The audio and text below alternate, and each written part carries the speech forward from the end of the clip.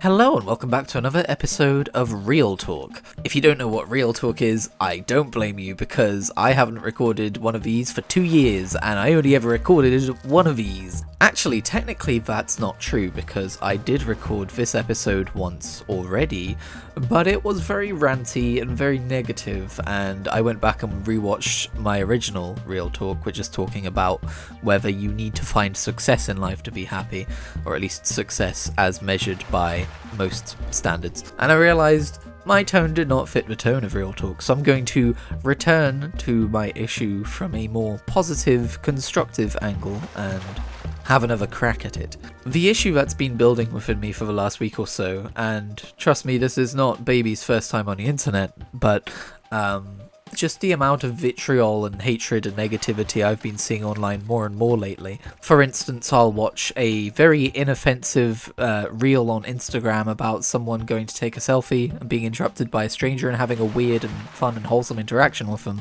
and I'll thoughtlessly go to check the comments and I'll just find people calling them a weirdo and a freak and that they look weird and so on and so forth. I left Twitter probably between half a year to a year ago, and so I left the worst of that kind of stuff behind, but I don't know if it's just my tolerance has been dropping or whatever, but it feels like a lot of that stuff has been bleeding into other corners of the internet lately. But instead of talking about why people are like this and the kinds of things they say and how they can affect people and so on and so forth, I'm not going to do that because I'll be preaching to the choir. You lot who watch my videos, you're pretty chill. You're good folks. You don't need to lecture. But what I do want to talk about is the value of actively contributing positively online. Because when you think about it, if you watch a video you like, and I just realised how this might come across. This isn't me farming for comments and likes and stuff. I'm actually talking about on other people's content here. But when you see something you like online, or when you see something that makes you smile, or when you see something that just entertains you for half an hour, your immediate reaction is not to leave a comment and be like, wow, this was really great, so on and so forth. But when you see something that upsets you, or that makes you angry, or so on and so forth, that is your first reaction, right? It's like, why is this person this way? I need to maybe not all the time, but I need to interact with them and tell them that they've got this wrong and why are they like this and so on and so forth. And I think that is why there is such a negative bias to communication in general on the internet. I know, this is not a new thought, but still, what I've been doing over the last few years at least is making sure that I do react positively to things that leave a positive impression on me. And again, not always, because it is still the kind of thing where my brain kind of automatically goes, and on to the next thing. But I think as well, part of the reason people don't do this is because there's an embarrassment in leaving a comment on a creator's work and not being acknowledged by them, and then being perceived as someone who tried to communicate with a creator who doesn't know that they exist, as if they want something back from them. And I think that's another reason why people don't leave positive comments a lot of the time too. Maybe it's not a common thing, maybe it's just rejection sensitivity dysphoria, which is something I definitely suffer with. But all the same, I would encourage people to overcome that, at least insofar as they are able to, and that is healthy for their own mental system. If you see something that makes you smile, if you are grateful for a YouTube creator or an Instagram poster or anything like that, and you just have this surge of thankfulness for them, which I'm sure most people do, I get that sometimes, just voice it, even if they never see it, even if they never acknowledge it. It doesn't have to be poetic, it doesn't have to be verbose. You could just say that something made a positive impact on you, or something really landed with you. It doesn't always have to be wholesome or like really touchy-feely either, if that's not your bag. Try making like jokes, try spinning off what the creator is doing and interacting with them in a funny way. One of my favorite things to do is to try and make these people who I look up to and have these big audiences laugh. If I can make them laugh and smile, I have given something back to them that they have given to me in droves, and it is such a good feeling. You do have to worry about making it too much of a challenge for yourself and trying too hard, don't get me wrong, you don't want to be that guy, and sometimes I do have to kind of rein myself in. I'm like, okay, not everything needs to have like a witty retort.